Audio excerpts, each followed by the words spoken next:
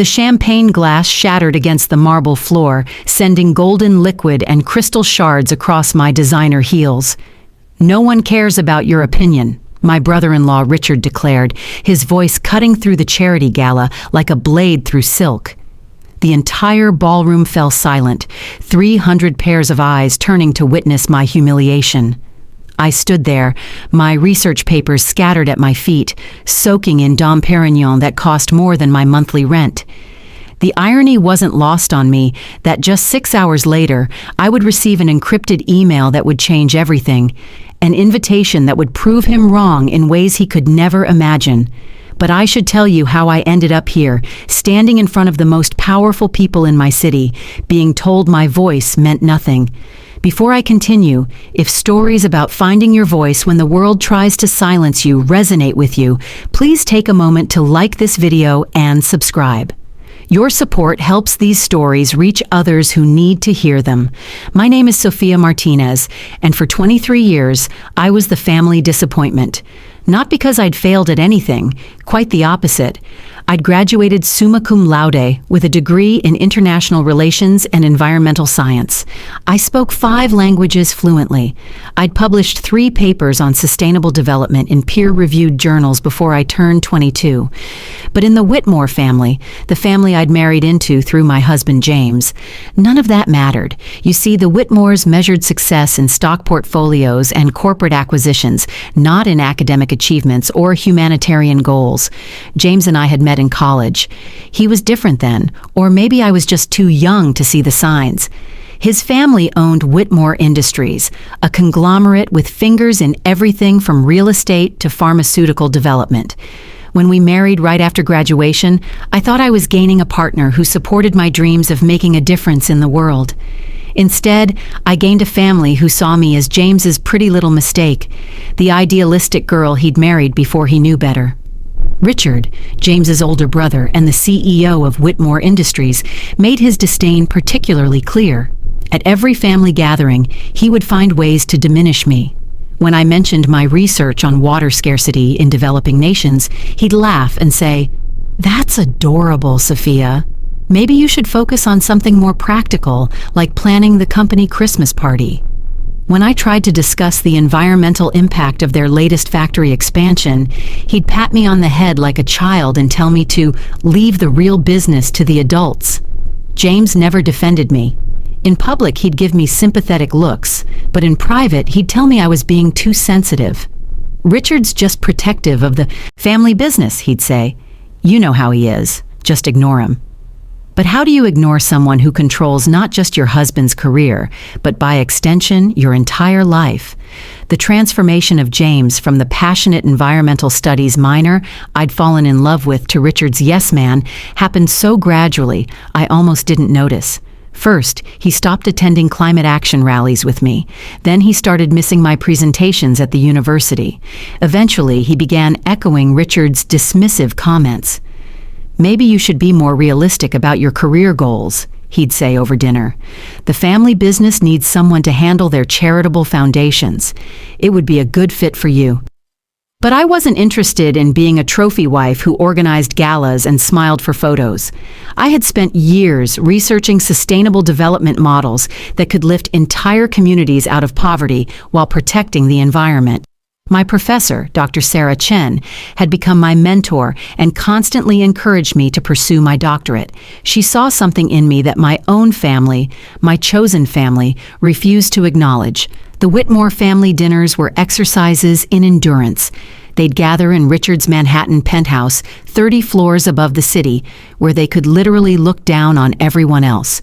Richard's wife, Victoria, was a former model who had perfected the art of the backhanded compliment. "Oh, Sophia, another second-hand dress? How sustainable of you," she'd say, her diamonds catching the light like tiny daggers. Their teenage daughter, Madison, had learned from the best, constantly making TikToks mocking my save the world mentality. James's parents, Robert and Eleanor Whitmore, were old money aristocracy who viewed me as a phase their son would eventually outgrow. Eleanor would introduce me at parties as James's wife. She has interests in charity work, the pause speaking volumes about what she really thought. Robert simply ignored me entirely, addressing all his comments to James, as if I weren't even in the room. The only person who showed me any kindness was James's grandmother, Lillian. At 93, she was sharp as a tack and had lived through enough to see past the family's materialism. During one particularly brutal Thanksgiving dinner, where Richard spent 20 minutes mocking my thesis on microfinance initiatives, she pulled me aside. "Don't let them dim your light, dear," she whispered, pressing a worn leather journal into my hands. I was young once, with dreams bigger than their bank accounts. Document everything. Truth has a way of surfacing when you least expect it. I didn't understand what she meant then. The journal seemed like a sweet but ultimately meaningless gesture from an old woman who felt sorry for me. I tucked it away in my desk drawer and forgot about it. I had bigger problems to worry about. My research had started gaining attention in academic circles. I'd developed a model for sustainable water management that could be implemented in drought-stricken regions using minimal resources. Dr. Chen had submitted my work to several international conferences, but I hadn't heard back from any of them. Richard found this particularly amusing. "Still waiting for the world to recognize your genius?" he'd ask at every family gathering. "Maybe you should accept that some people are meant to change the world, and others are meant to marry those people." The breaking point came 6 months ago. I had been invited to present my research at a small environmental symposium at Columbia University. It wasn't a huge event, maybe 50 attendees, but it was my first real presentation outside of my own university. I was nervous but excited. I'd prepared for weeks, creating detailed slides and practicing my delivery until it was perfect. James had promised to attend. "I'll leave the office early," he swore. I wouldn't miss it. But when I stood at that podium scanning the audience, his seat remained empty. Richard had called an emergency board meeting that James simply couldn't miss.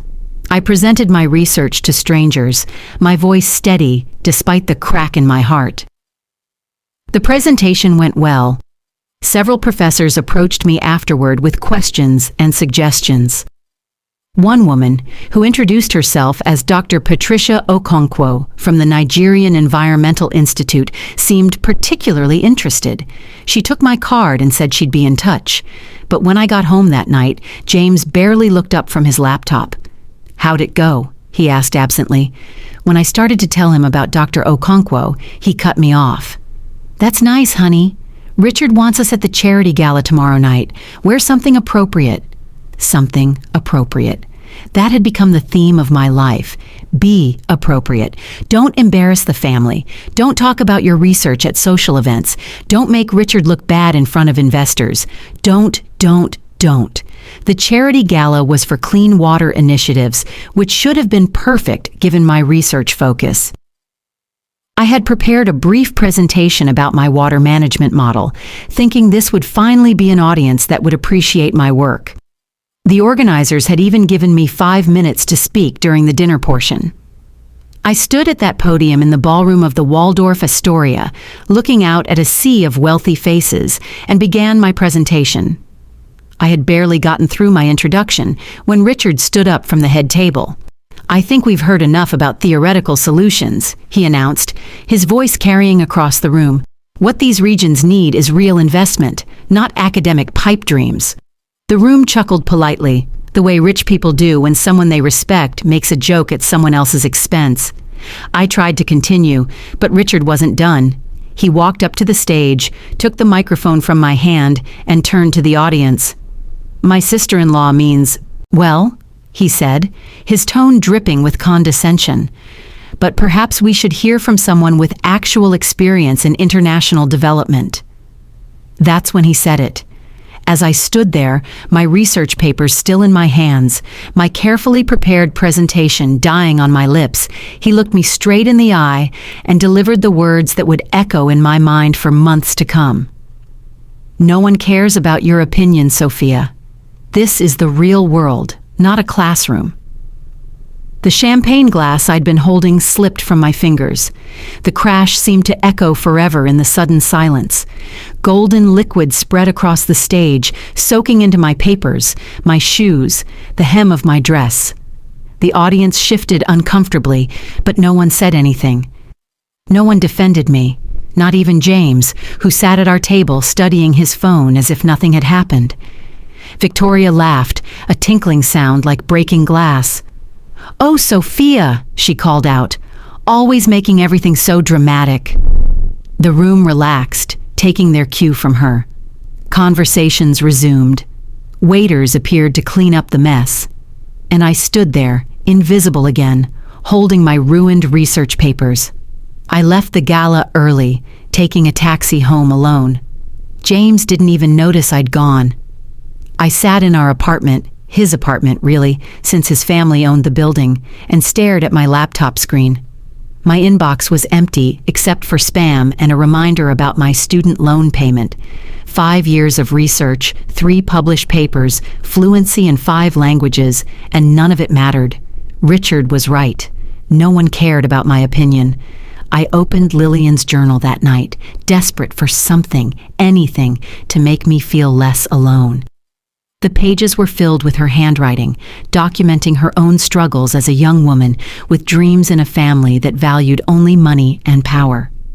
But tucked into the back cover was something else, a business card so old the edges were soft. Dr. Marcus Webb, it read, International Development Coordinator. There was an email address that looked like it hadn't been updated since the early 2000s. On a whim, perhaps out of desperation, I sent an email to that address.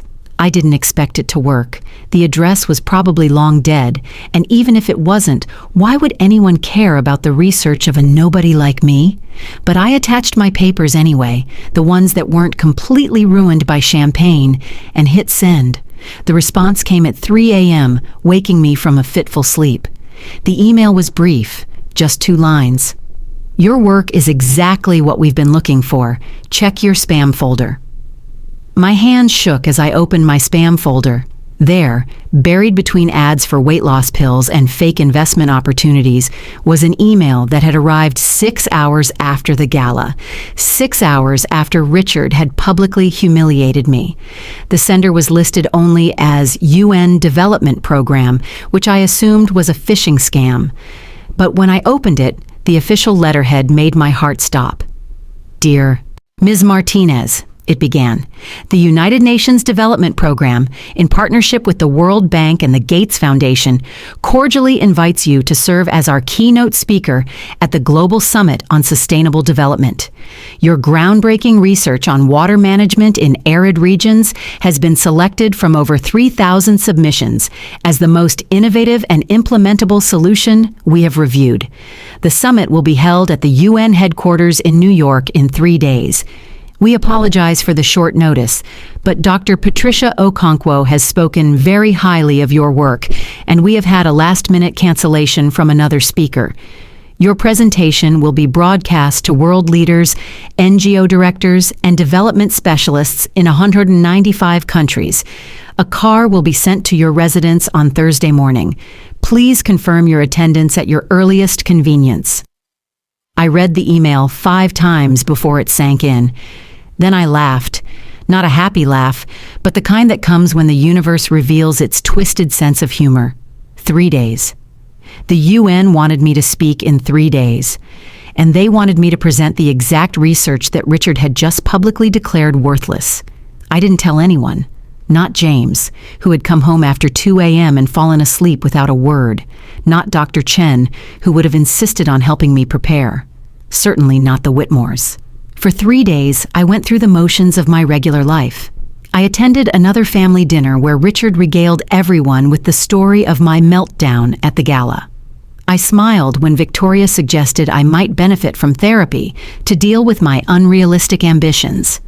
I nodded when James said maybe it was time to consider starting a family instead of chasing academic dreams. But at night, I prepared. I refined my presentation, adding data I'd collected over the past 6 months.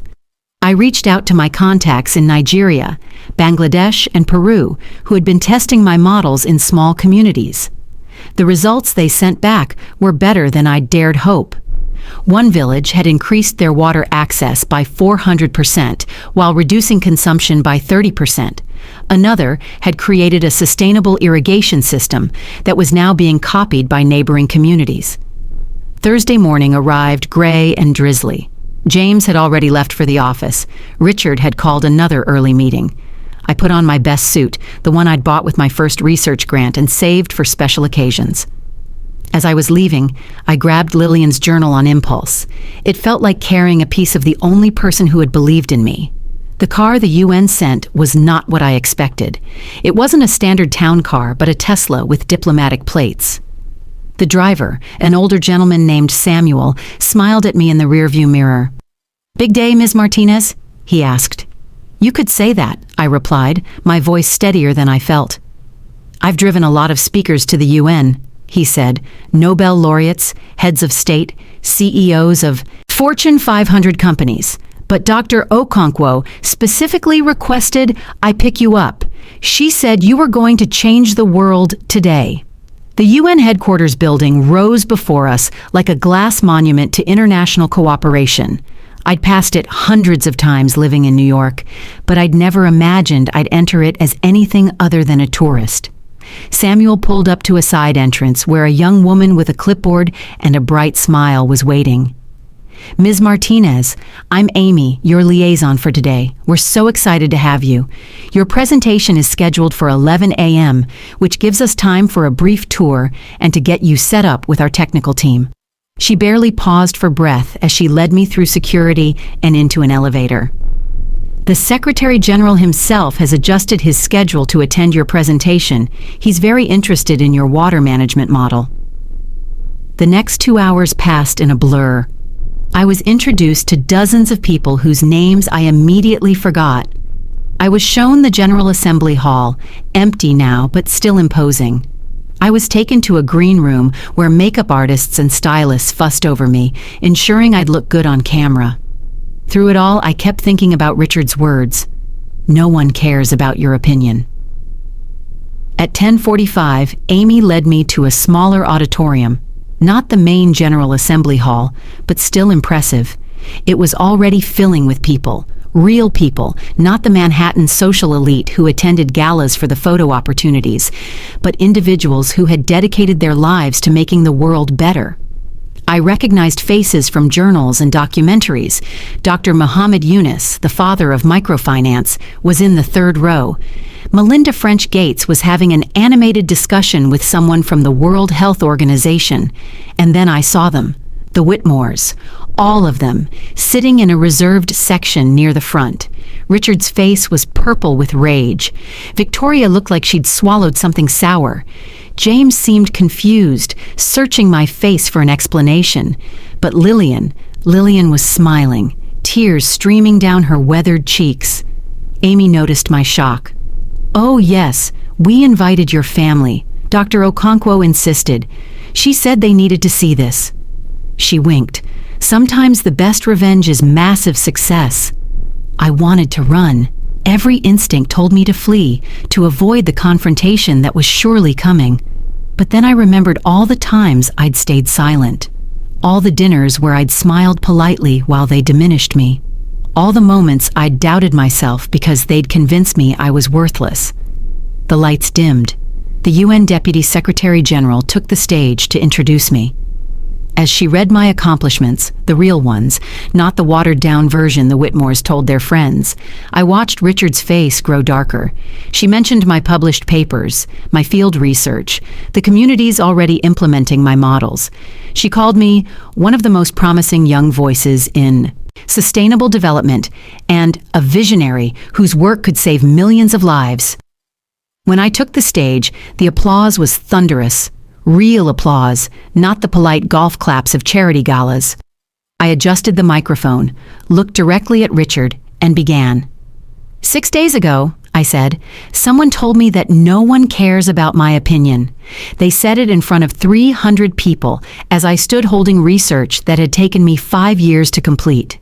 In that moment, I believed them. I thought my work was worthless, that my voice didn't matter, that I should give up my dreams of making a difference. The audience was silent, hanging on every word. But here's what that person didn't know. While they were silencing me, a village in Nigeria was implementing my water management system. While they were laughing at my academic pipe dreams, a community in Bangladesh was using my model to survive their worst drought in decades. While they were telling me I didn't matter, the United Nations was reading my research and deciding it was exactly what the world needed. I clicked to my first slide, showing before and after photos of the Nigerian village. The gasps from the audience were audible. "This is Kwara Village," I continued. 8 months ago, women and children were walking 6 hours a day to fetch water. The little water they had access to was contaminated, leading to disease and death. Today, using a system that costs less than what some people spend on a handbag, they have clean, accessible water year-round. Childhood mortality from waterborne diseases has dropped to 0. Girls who once spent their days carrying water are now in school. Women who were bound to water collection are starting small businesses. I presented for 45 minutes, showing real data, real communities, real lives changed. I explained the science behind the system, how it could be scaled, how it could be adapted to different climates and terrains. I showed the economic models that proved it wasn't just environmentally sustainable, but financially viable. I demonstrated how this wasn't just about water. It was about education, gender equality, economic development, and human dignity. Throughout my presentation, I was acutely aware of the Whitmores. Richard had shrunk in his seat, his phone buzzing constantly with what I assumed were messages from people who had been at the charity gala. Victoria was staring at her hands. James looked like he was seeing me for the first time. As I concluded, I pulled out Lillian's journal. "This belonged to someone who believed in me when no one else did," I said. "She told me to document everything, that truth has a way of surfacing. She was right, but truth doesn't surface on its own.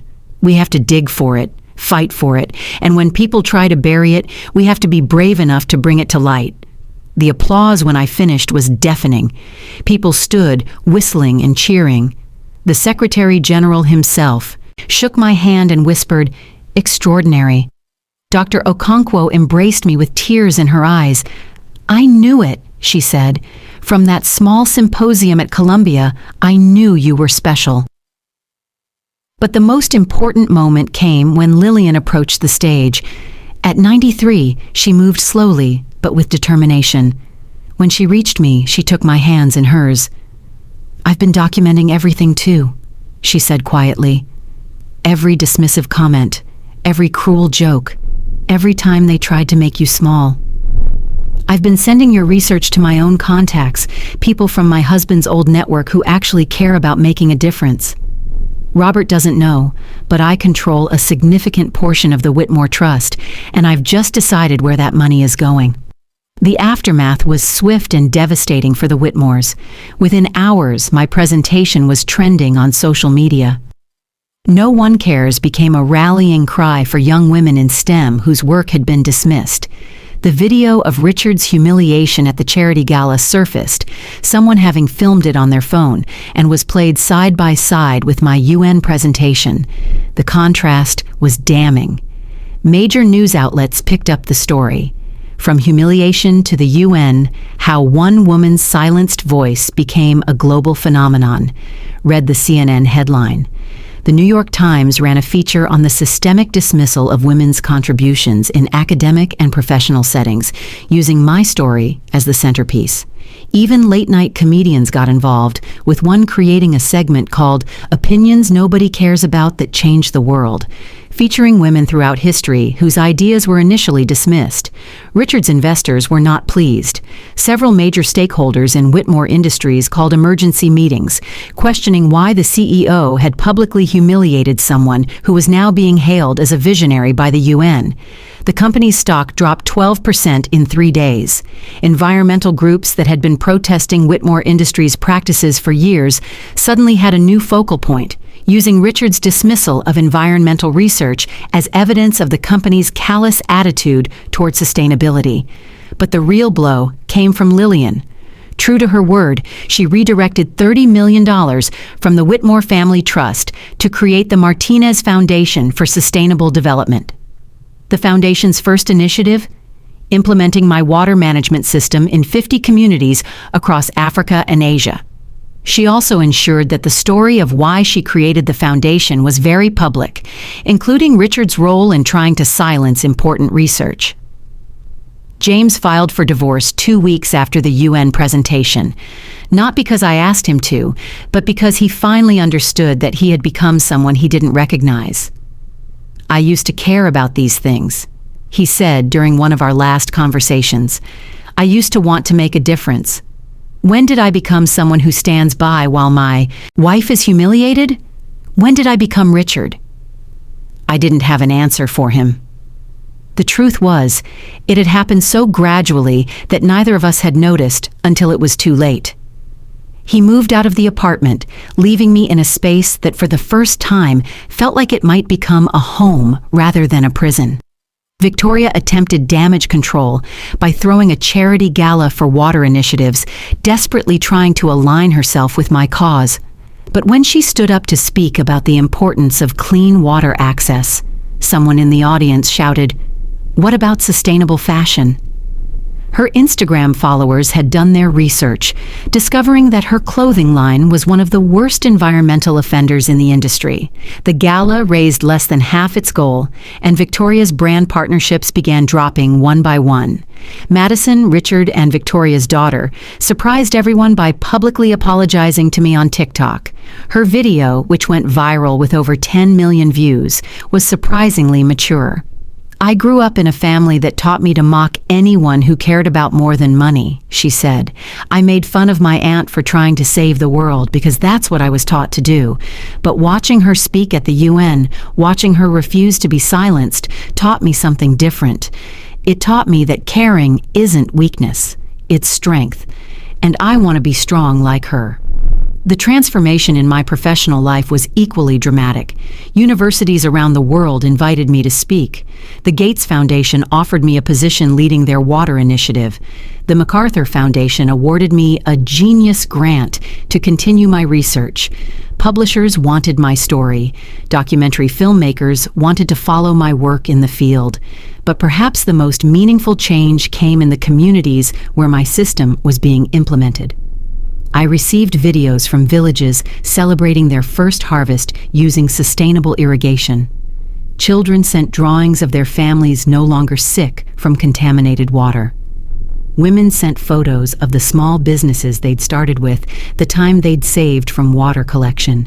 Dr. Chen, my mentor, summed it up best when she visited me in my new office at Columbia University, where I'd been offered a full professorship at the age of 24. The youngest in the university's history.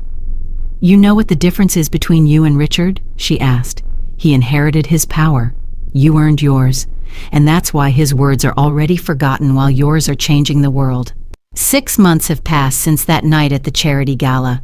Richard's "no one cares about your opinion" has become an ironic battle cry for the silenced and dismissed. It's printed on t-shirts worn by young activists. It's the title of a scholarship fund for women in STEM. It's a reminder that the people who try to silence us often do so because they know our voices are powerful. Richard himself has stepped down as CEO of Whitmore Industries, the board having lost confidence in his leadership. The company is now pivoting towards sustainable practices, trying desperately to rehabilitate its image. They even reached out to me about consulting on their environmental initiatives. I declined. Some bridges once burned should stay ash. I've received hundreds of letters from young women who saw themselves in my story, students who were told their research didn't matter, employees whose ideas were dismissed in meetings, daughters whose families didn't understand their ambitions. Each letter reminds me that my story isn't unique. It's depressingly common, but it also reminds me that change is possible. The water management system has now been implemented in over 200 communities across 15 countries. The World Bank estimates it has improved water access for over 3 million people. The technology has been open-sourced, meaning anyone can use and adapt it. Communities are teaching each other, improving the system, making it their own. It's no longer my innovation, it belongs to the world. I still have the champagne-stained research papers from that night at the gala. I framed them, water damage and all, and hung them in my office. They're a reminder that our lowest moments can become our launching pads, that humiliation can become motivation, that sometimes the best response to someone telling you no one cares about your opinion is to prove that millions do. Lillian passed away last month, peacefully in her sleep. She left me her journal collection, dozens of volumes documenting not just the Whitmore family's treatment of me, but her own dreams and struggles as a young woman. The final entry, written the day after my UN presentation, simply said, "Finally, someone lit the match I've been holding for 70 years. The fire is yours now, dear one. Burn brightly." I've started teaching a course at Columbia called Voices That Matter: Innovation in Sustainable Development. My students are brilliant, passionate, and determined to change the world. When they doubt themselves, when they wonder if their ideas matter, I tell them my story. I tell them about the night someone tried to silence me and how it became the catalyst for finding my voice. But I also tell them this: your voice matters not because the UN invites you to speak, not because your research goes viral, not because powerful people eventually recognize your worth. Your voice matters because it's yours, because you have something unique to contribute, because the world needs all of our voices, especially the ones people try to silence. The irony of Richard's words is that they became a self-fulfilling prophecy, just not in the way he intended. By declaring that no one cared about my opinion, he created a moment so stark, so clearly unjust, that it demanded a response. The universe, it seems, has a sense of humor about these things. The very act of trying to silence someone can become the amplifier that makes their voice impossible to ignore. I think about James sometimes, wonder what might have been if he'd stood up for me just once. He sends occasional emails, updates about his life, attempts at apology that never quite land. He's working for a nonprofit now, trying to find his way back to the person he used to be. I hope he does. Not for me, that ship has sailed, but for himself. We all deserve the chance to remember who we are beneath the expectations others place on us. The Whitmore family fortune, built on exploitation and environmental destruction, is crumbling. Investors are fleeing, partnerships are dissolving, and the empire Richard was so proud of is being picked apart by competitors who understood that the future requires different values. It's poetic justice, really. He was so busy protecting his kingdom from imaginary threats that he didn't notice the real revolution happening around him. But this isn't a story about revenge. It's about resilience. It's about the power of continuing to speak even when people tell you to be quiet. It's about the strength that comes from knowing your worth isn't determined by someone else's opinion. It's about the beautiful moment when the world proves that actually, yes, a lot of people care about your opinion. I've learned that the people who try to silence others are usually afraid. Afraid of change, afraid of being challenged, afraid of losing their position. Richard wasn't just dismissing my research, he was terrified of what it represented. A world where value isn't measured in stock prices, where a young woman's ideas could matter more than an old man's money, where the metrics of success were shifting beneath his feet. The speaking invitations keep coming. The research continues to evolve. The communities implementing the water management system send updates that make me cry with joy. But the real victory isn't in any of these external validations. It's in the knowledge that I didn't let someone else's limitations become my own, that I didn't allow their no one to include me. Every morning I walk past the UN building on my way to Columbia. Sometimes I stop and remember that night 6 months ago when I thought my voice didn't matter, when I believed Richard's words, when I almost gave up. And then I remember the thunderous applause, the standing ovation, the tears in Lillian's eyes. I remember the villages with clean water, the girls in school instead of walking for hours, the women starting businesses with their newfound time. Most importantly, I remember that every voice matters. Every opinion counts. Every person who has ever been told they're not enough, not important, not worthy of being heard, you are. Your perspective is valid. Your contributions are needed. The world is waiting for what you have to offer.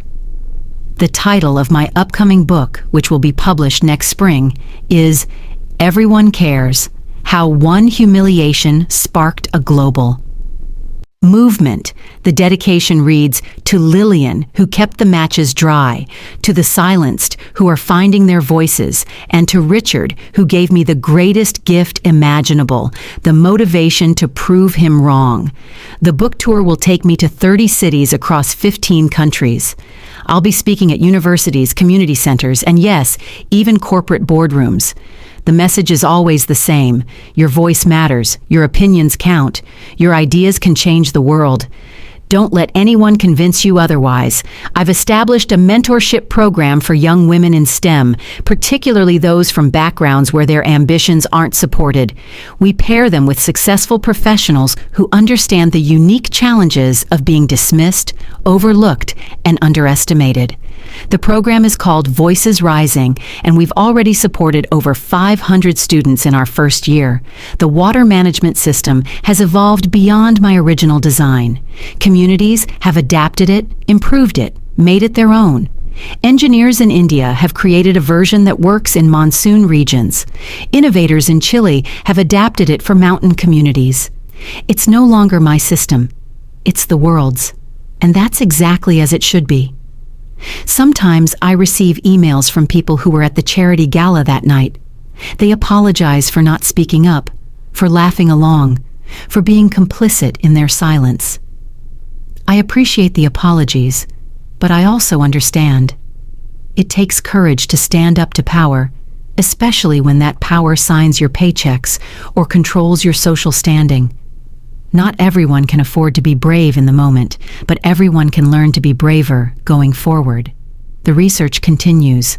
I'm now working on sustainable agriculture models that could triple crop yields while using 60% less water. The initial tests are promising. The UN has already expressed interest, but more importantly, the farmers testing the system are excited. Real people with real struggles see real potential. That's what matters. Madison, Richard's daughter, has become an unexpected ally. She's using her platform to promote environmental causes, and she's actually educating herself rather than just jumping on trends. She's studying environmental science at NYU, and sometimes she comes to my lectures. The transformation from the girl who mocked me to the young woman who sees me as a role model is remarkable. It gives me hope that change is possible, even in the most unlikely places. Victoria's attempts to rehabilitate her image have been less successful. Her sustainable fashion line was exposed as greenwashing, and her charity initiatives are seen as transparent attempts to save face. But even she has been forced to confront the reality that the world is changing, that the old ways of maintaining power and prestige are crumbling. Whether she truly learns from this or simply finds new ways to adapt her superficiality to changing times remains to be seen. Robert and Eleanor, James's parents, have maintained a dignified silence throughout the entire ordeal. They neither condemned Richard's behavior nor celebrated my success. They exist in their own bubble of old money irrelevance, hosting their dinner parties and pretending the world hasn't shifted around them. In some ways, their response is the saddest of all, a complete inability to grow or change. The impact on Whitmore Industries has been a case study in how quickly public opinion can destroy a company that loses touch with society's values. Business schools are already teaching courses on their downfall. The stock has lost 60% of its value. Major contracts have been canceled. The board is considering bankruptcy, all because one man thought he could silence a voice that mattered. But I want to be clear, this isn't just my story. Every day, in boardrooms and classrooms and family dinners around the world, people are being told their opinions don't matter. They're being silenced, dismissed, made to feel small. And every day, some of them are finding the courage to speak anyway. They're writing the research, starting the companies, creating the art, and building the movements that will shape our future. The UN has invited me to establish a permanent advisory role on sustainable development. It's a 5-year commitment that will have me traveling the world, working with governments and NGOs to implement sustainable solutions. I accept it, of course. It's the opportunity of a lifetime, but more than that, it's a chance to ensure that voices like mine, young, female, focused on sustainability over profit, have a permanent seat at the table. The emails from young women around the world keep coming. They share their stories of being dismissed, their struggles to be heard, their small victories and large defeats. I try to respond to as many as I can. I tell them what Lillian told me. Document everything. Truth has a way of surfacing. And I add my own advice. Don't wait for permission to matter. You already do. The sustainable development field has exploded in the past 6 months. Investment in clean water initiatives has tripled. Universities are creating new programs focused on practical sustainability solutions. Young people who might have gone into finance or tech are choosing environmental science and international development. The tide is turning, and it's beautiful to watch. I've kept the apartment in Manhattan, the one that used to feel like a prison when it was James's family's property. I bought it myself with the advance from my book deal. I've redecorated it, filling it with plants and books and photos from the communities where my water system has been implemented. It's mine now, truly mine, in a way nothing was when I was trying to fit into the Whitmore world. The speaking fees from corporate events go directly to funding implementation of the water system in new communities. It feels like poetic justice, taking money from companies, trying to rehabilitate their images, and using it to create real change. Some of them genuinely want to improve. Others just want the positive PR. Either way, the money helps people who need it. Dr. Chen remains my closest advisor and has become a dear friend. She often jokes that she knew I was special from the first day I walked into her class, eager and idealistic and ready to change the world. "You had that look," she says, "the one that says, 'I'm going to prove everyone wrong.' I just had to make sure you had the tools to do it."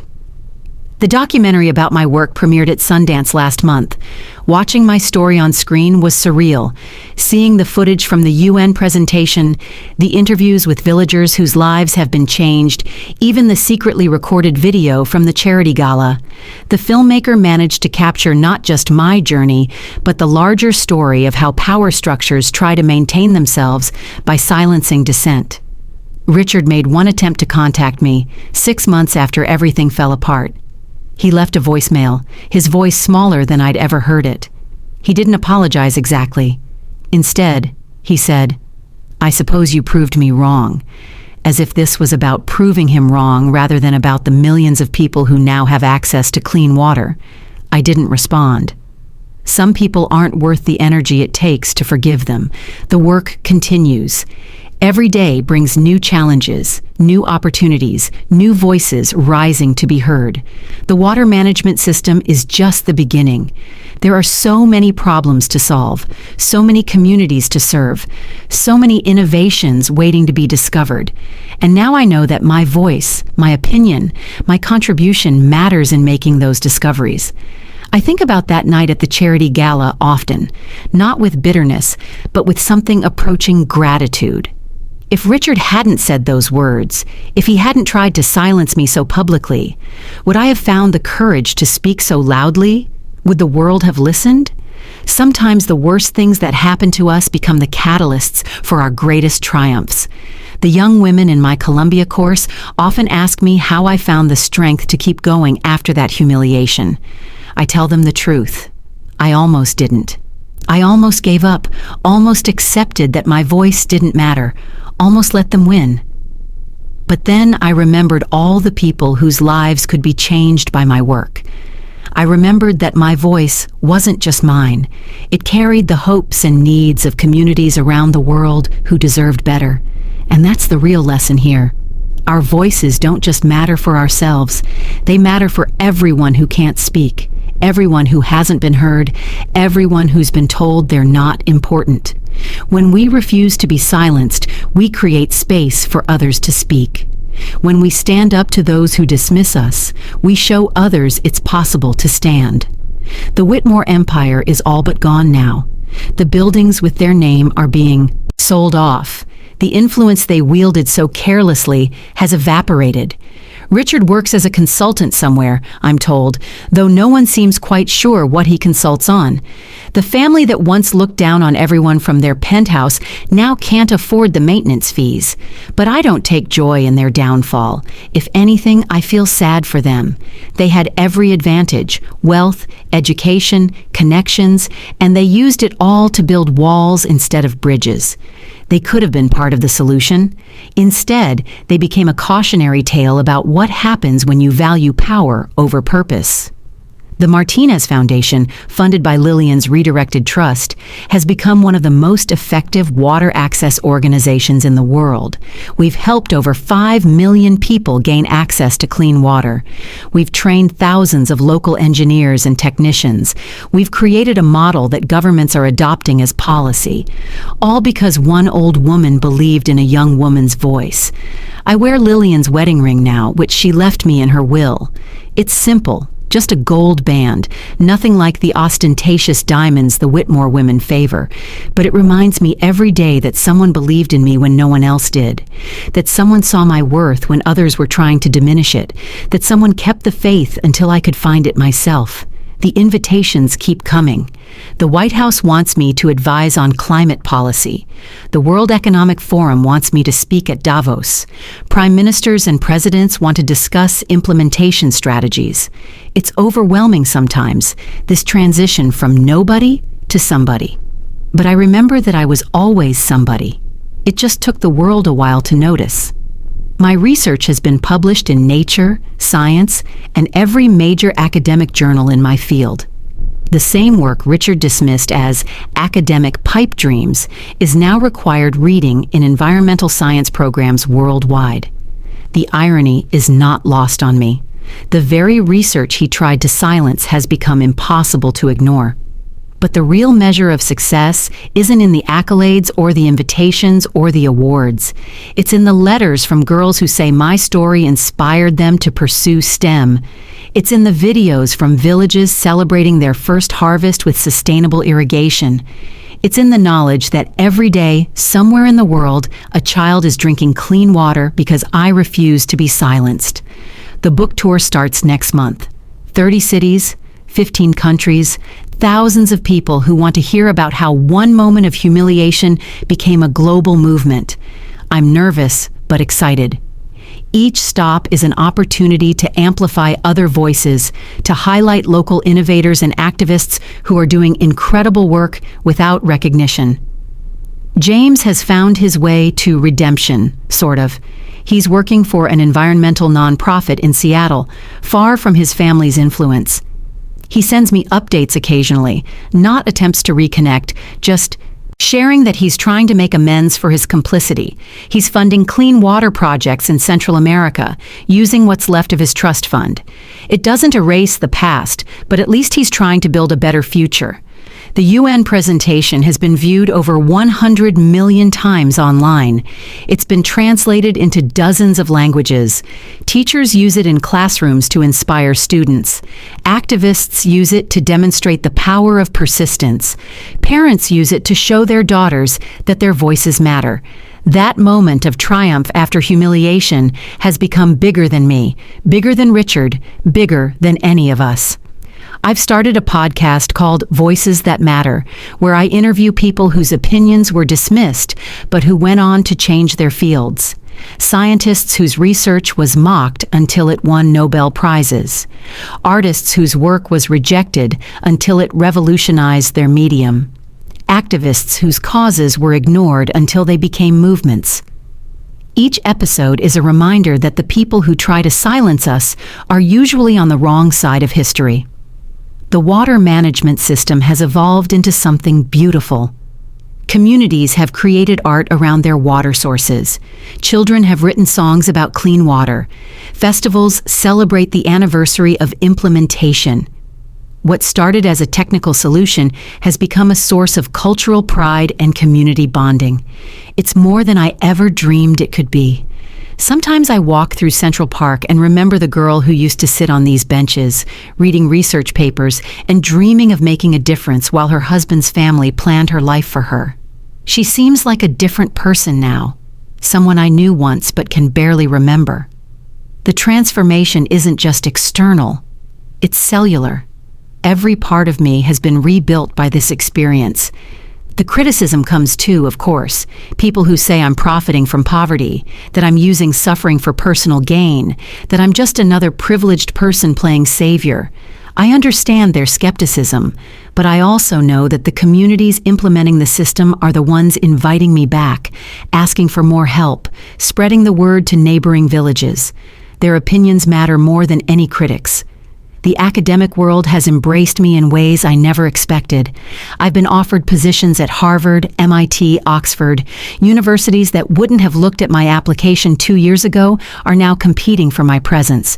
I've chosen to stay at Columbia for now, close to the UN, close to where it all started. But it's nice to be wanted, to be valued, to have options.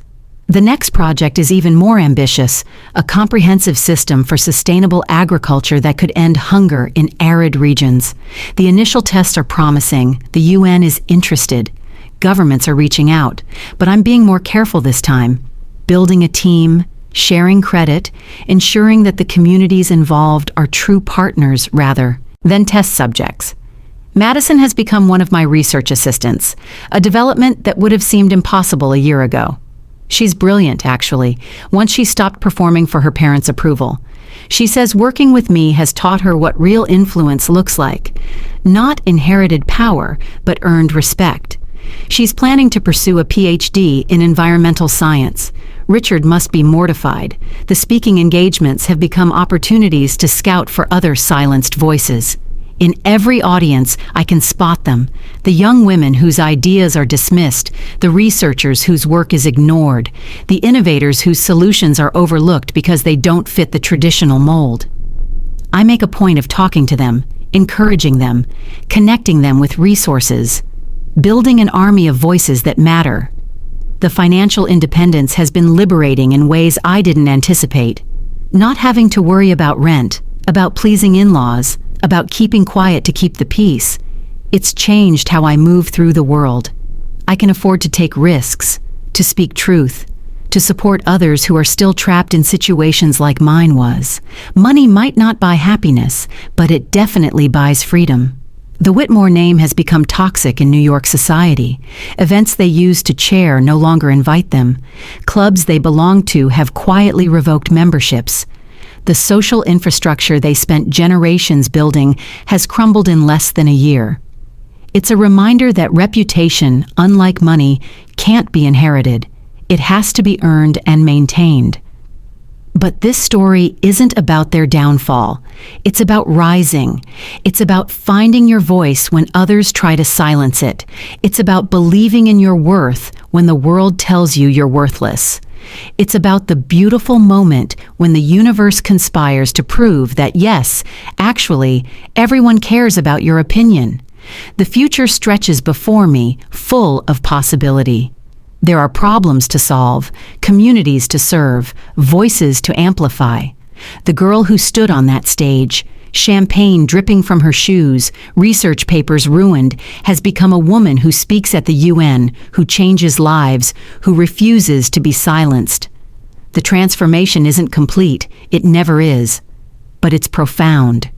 And to Richard, wherever he is now, I want to say this. Thank you. Thank you for showing me exactly who I didn't want to be. Thank you for the humiliation that became my motivation. Thank you for proving that the people who try to silence others are usually just afraid of what those voices might say. Thank you for giving me the story that resonates with millions of people who have been told they don't matter. Because here's the truth Richard never understood. Every voice matters. Every opinion counts. Every person who has ever been dismissed or diminished or told they're not enough has something valuable to contribute. The world needs all of our voices, all of our perspectives, all of our solutions. The challenges we face are too big for half the population to be silenced. So to everyone who has been told no one cares about your opinion, I want you to know they're wrong. Your voice matters. Your ideas have value. Your perspective is needed. Don't let anyone convince you otherwise. Document everything. Build your expertise. Find your allies. And when the moment comes, and it will come, speak your truth so loudly that the world has no choice but to listen. The water still flows in villages across the world. Children still go to school instead of walking for hours to fetch contaminated water. Women still run businesses with their newfound time. Communities still thrive where once they merely survived. All because one voice refused to be silenced. All because truth has a way of surfacing. All because, despite what Richard said, everyone cares about opinions that can change the world. End. Thank you for listening to my story. If this story moved you, and if you believe that everyone deserves to have their true worth seen, please like this video and share and see it with someone who needs to hear this message.